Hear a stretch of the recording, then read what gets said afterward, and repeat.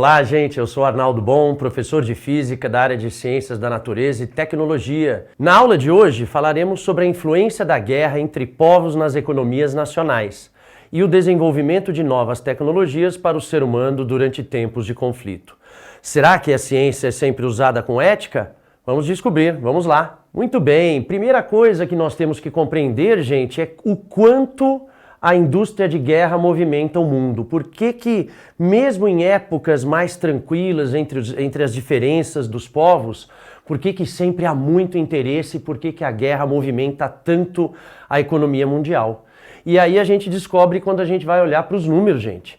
Porque olha só, se você pegar apenas o setor produtivo ligado às coisas de guerra, à indústria da guerra, você tem uma média levantado com dados internacionais, principalmente de instituições de produção industrial, e está tudo documentado aí para vocês depois na hora de estudar, a gente tem alguma coisa parecida com 12 a 14 trilhões de dólares.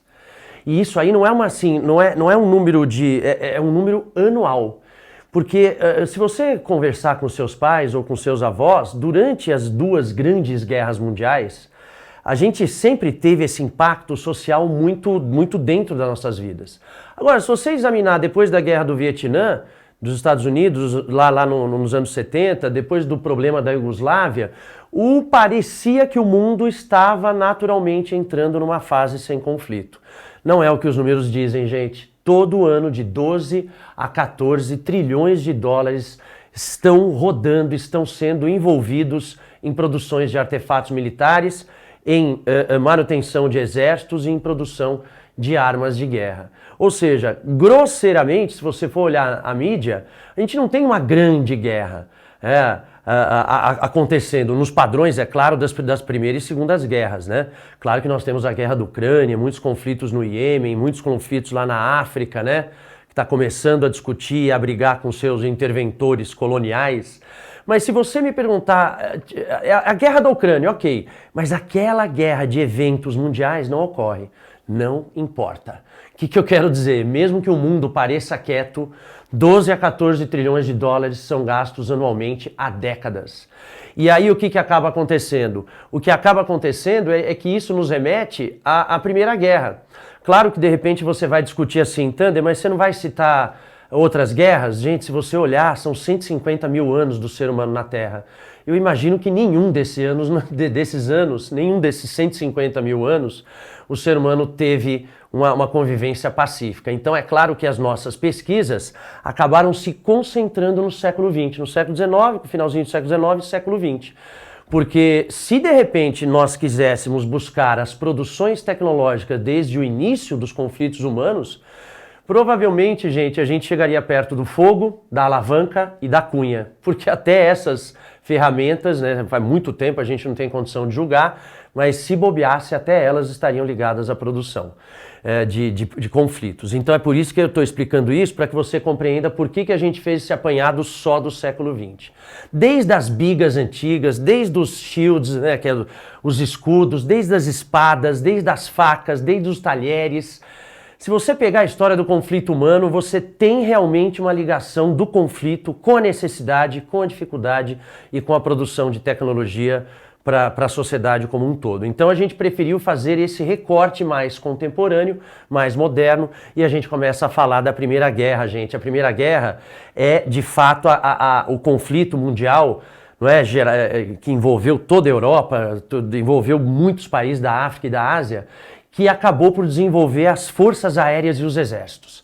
Então a gente tem aqui, a gente cita as primeiras utilizações dos aviões enquanto armas de guerra, os tanques de guerra começaram a ser produzidos e começaram a resistir aos armamentos que também evoluíam, os submarinos, ainda na Primeira Guerra de maneira muito sorrateira, muito improvisada, com muitos problemas tecnológicos, problemas de pressão. Mas se você me falar da Primeira Guerra, você tem que pensar em tanques, aviões e exércitos estruturados do jeito que a gente conhece hoje. E temos também uma menção que já vai para o lado da produção tecnológica positiva, que são as máquinas de raio-x. Nós já citamos aqui em outros momentos aqui das nossas convivências, das nossas vivências, o papel da Marie Curie. ela estava estudando com muita clareza, descobrindo as leis da radioatividade, a emissão das ondas eletromagnéticas por núcleos instáveis. E a maluca da Marie Curie, maluca do bem, né, uma mulher incrível, uma das cientistas mais importantes da história, ela conseguiu viabilizar, naquela época não tinha, ela conseguiu viabilizar atendimentos de chapas de raio-x em meio à Primeira Guerra. Então a gente citou aqui industrialização de aviões de guerra, ou seja, aviões específicos para lidar com conflitos, né, inclusive artilharia e outros artefatos, os tanques, as máquinas de raio-x, os submarinos, e eu deixei para o final uma coisa que hoje ninguém nota que existe, mas apareceu na Primeira Guerra, que são as salas de controle aéreo.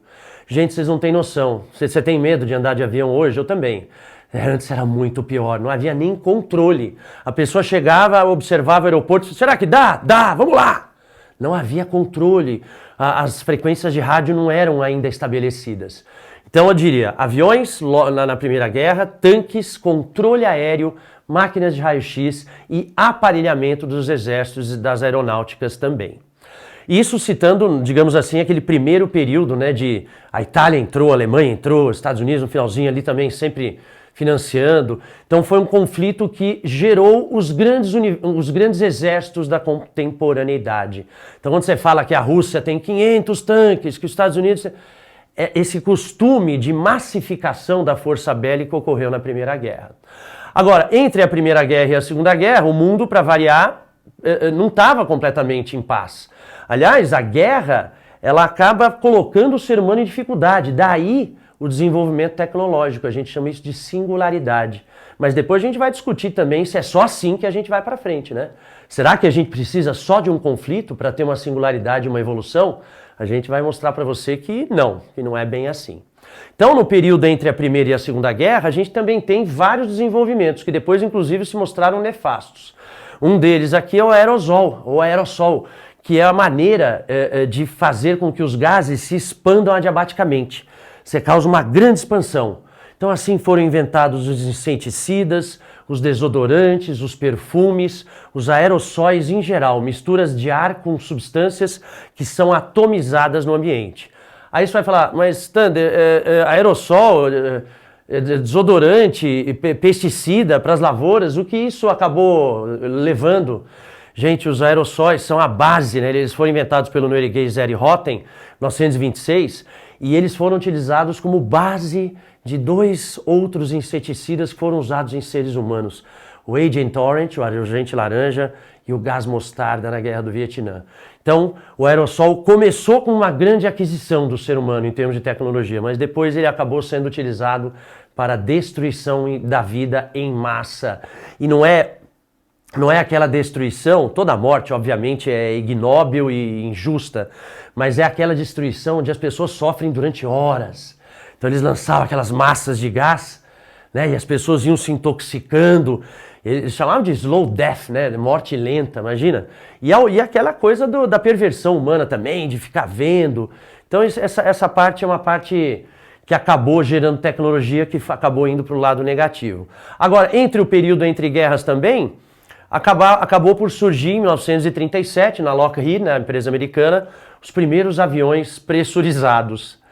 Você nem pensou nisso, né? Teve muito tempo que os aviões não eram pressurizados. Eles voavam baixo e quando voavam alto, você tinha que usar uma roupa pesada de quase 40 quilos, quase um escafandro, para não explodir, né? Porque lá em cima, lembra, tem menos ar, a pressão é menor, portanto a pressão de dentro do corpo é maior, você tem que se proteger. Então, eu citaria, digamos assim, no período entre guerras, desses dois momentos, né? A invenção do aerossol, que depois acabou indo lá para o gás mostarda e para o agente laranja, e a pressurização das cabines. O que trouxe a pressurização das cabines? Conforto humano. A gente navegava pelo céu como se estivesse na sala da sua casa. A gente sabe que não é bem assim, eu já passei vários apertos, acho que vocês também, mas foi uma aquisição muito grande de conforto para toda a sociedade, digamos assim, que utilizava esses serviços naquela época. A gente pode citar, fazendo um apanhado maior, que a Primeira Guerra contribuiu também, inclusive, para o mundo infantil, para o mundo feminino, masculino e para o mundo humano. Então, os absorventes apareceram também na Primeira Guerra. Primeiro para os homens, né, para questões de sistema digestório, né, e ali você fica na trincheira.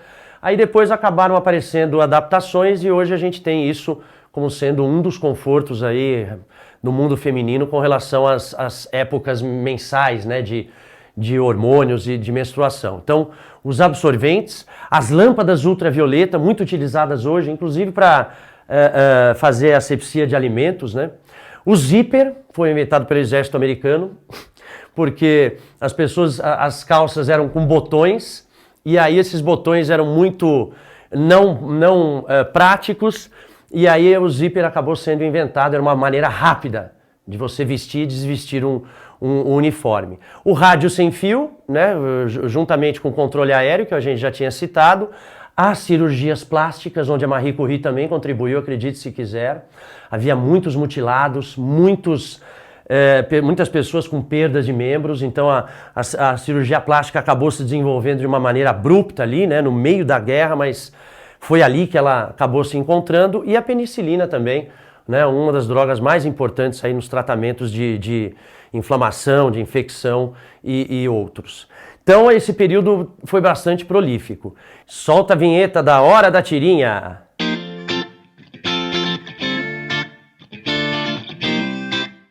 Ah lá, gente, é uma tirinha que fala sobre a situação atual, né, de algumas cidades grandes do mundo, nessa aqui inclusive Rio de Janeiro, onde a pessoa está dentro de um tanque de guerra super poderoso, russo talvez, ucraniano, americano, e ele até comenta, né, neste carro me sinto mais seguro na linha vermelha. Pra gente, de repente, para as pessoas que moram em outras cidades, que não cidades gigantescas como São Paulo e Rio de Janeiro, isso aqui parece até que não tem muita graça. Mas as pessoas que moram no Rio de Janeiro sabem, viu, gente? Linha Vermelha tem vários arrastões, é uma das regiões que tem maior índice de assalto à mão armada do Rio de Janeiro. Talvez até do Brasil. Não cheguei a comparar com os dados do resto do país, mas isso não é novidade, né? As armas de guerra e as proteções de guerra às vezes aparecem no meio de uma cidade, né? No meio de uma grande cidade, no meio de um conflito. Muito bem, agora, quando a gente fala de produção econômica de guerra, você tem que entender o seguinte, muitas pessoas têm emprego, muitas pessoas alimentam suas famílias e seus filhos com a guerra. Ela movimenta a economia. E aí nós temos um cara que é o Keynes, um grande economista do século XX, que ele comenta que a economia ela só se movimenta por singularidades, por eventos estruturais, por eventos que mudam a vida das pessoas. E infelizmente a guerra é um evento estrutural, é uma singularidade e muda a vida das pessoas. Claro que a gente gostaria que não, que a singularidade fosse uma grande distribuição de renda na Europa, uma grande liberdade de distribuição de renda na África. Isso também geraria movimentação da economia. Mas, infelizmente, o que nós temos aí é que a guerra é basicamente encarada como singularidade. A guerra muda tudo. Para quem está sendo atacado, para quem ataca. Para quem está sendo atacado, horário de recolher, olhar para o céu, técnicas de segurança, ter um quartinho ali embaixo do solo. Para quem ataca, gente, povo, vamos ficar esperto, vamos juntar metal. Então são eventos que são chamados de singularidades econômicas, param povos e, portanto, movimentam gigantescamente suas economias. Os Estados Unidos, por exemplo, é uma economia que não resistiria se instantaneamente, por exemplo, fechasse o seu aparato militar. E o que isso gera? Você já sabe, isso gera desapego pela vida humana. É claro, quantas vezes, eu não vou acusar aqui uma nação ou outra, mas quantas vezes, de repente, você fala, nossa, se uma guerra aqui aparecesse, seria tão bom para a nossa indústria de aviões, né? Quando você fala isso, você não está nem ligando para o casualties of war, né? Para as mortes de guerra. Então aqui nós temos uma descrição sobre isso. É do professor da ECA, né, da Escola de Comunicação e Artes da USP, professor Luli Radfaher, né? Radfaher, que diz o seguinte, o grande problema da máquina de guerra é que a máquina de guerra desumaniza a guerra e torna a morte muito mais trivial. Para nós brasileiros, gente, não é uma grande novidade. Quem mora em periferias de grandes cidades sabe, né, que a vida humana talvez não tenha o valor que deveria ter.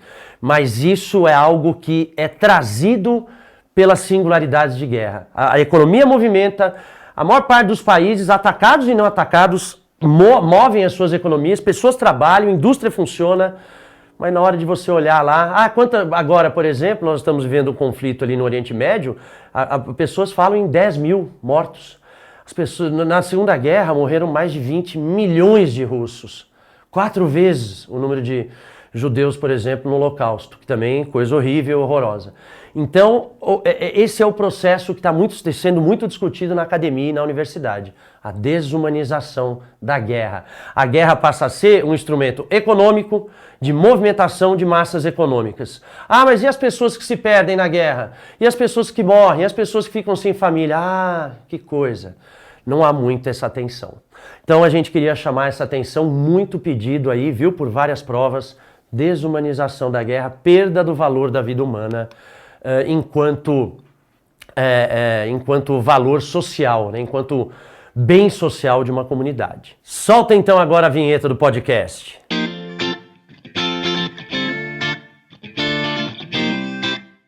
Olha só, gente, nós temos aqui um podcast aqui muito interessante, inclusive com esse influenciador aqui, muito respeitado, chamado Bruno Perini. Ele respeitado dentro da área econômica, né? Não áreas de outras, de música, de dança, fala sobre geopolítica. E aqui depois tá lá na nossa plataforma maravilhosa, você vai ter acesso completo a esse podcast. Ele comenta um pouquinho sobre a movimentação econômica e que realmente os grandes avanços da guerra, os grandes avanços tecnológicos muitas vezes são movimentados por guerras. É um podcast muito bem comentado, sem grandes posicionamentos fundamentalistas, né? Apenas com grande quantidade de informação, então eu queria que depois vocês dessem uma olhada. Gente, só para você virar para mim, pedra, fogo a gente não sabe, mas computador, Wi-Fi, internet, e celular são eventos que originaram-se de tecnologias de guerra. Tira isso das pessoas hoje. Ah, professor, mas eu queria uma singularidade positiva. Sim, mas até agora na história humana existem poucas epifanias positivas que movimentam a economia. Então não deixem de ver, viu, gente? Muito interessante estar lá na sua plataforma lá, caprichada. Eu ia fazer uma pergunta para você, Sérgio, porque há um debate que existe de que a guerra leva a mais evolução tecnológica. O pessoal fala assim, olha, se países entram em guerra, e é um argumento muito bom para isso, que é a questão de sobrevivência do país, pô. Porque muitas vezes perder uma guerra é deixar de existir como nação. Você é dominado, você deixa de ter liberdade. Então, todo mundo bota o esforço máximo naquilo. E aí o pessoal fala, tá vendo? Se não fosse a guerra, não teríamos a tecnologia que existe hoje. Então, dentro de todo aquele morticínio, aquele assassinato, pelo menos algumas coisas boas surgem. Já outra linha de ação que fala o seguinte, olha, tudo bem, a guerra vai levar essa evolução, mas a que custo? Porque se você pensa, né, o Hitler falava que a física quântica era uma ciência judaica, porque tinha muito judeu por trás daquilo. E só de judeus na Segunda Guerra morreram 6 milhões. Então, quantos Einsteins? Legal. E aqui eu queria desejar a vocês um bom caminho, né, uma boa navegação, né, nos materiais todos que nós preparamos para vocês. E eu queria deixar aqui uma frase de um material incrível. Eu até mostrei para um colega que leciona na Universidade de São Paulo e ficou interessadíssimo. São 8 cartas entre o Einstein e o Freud. 8 cartas. Olha, o pai da psicanálise e o pai da relatividade. Físico e psicanalítico, discutindo. E tem uma frase do Freud que eu acho assim, que fecha, né, esse nosso vídeo, esse nosso encontro de hoje, com as ideias e com a história da singularidade e do poder da guerra, de avanço e de involução, né, por perda do valor da vida humana. Olha só o que ele falou. Por quais caminhos ou por que atalhos isto se realizará, não podemos adivinhar. Mas uma coisa podemos dizer, tudo que estimula o crescimento da civilização trabalha simultaneamente contra a guerra. Ou seja, o Freud está ficando do lado de achar que a guerra produz tecnologia, mas não era esse o caminho único que a gente teria para atingir esse progresso. E depois eu vou trazer mais textos do Einstein respondendo também essa pergunta dele. Beleza, gente? Então a gente vai ficando por aqui, a gente retorna num outro vídeo, num outro encontro. Bons estudos, até lá!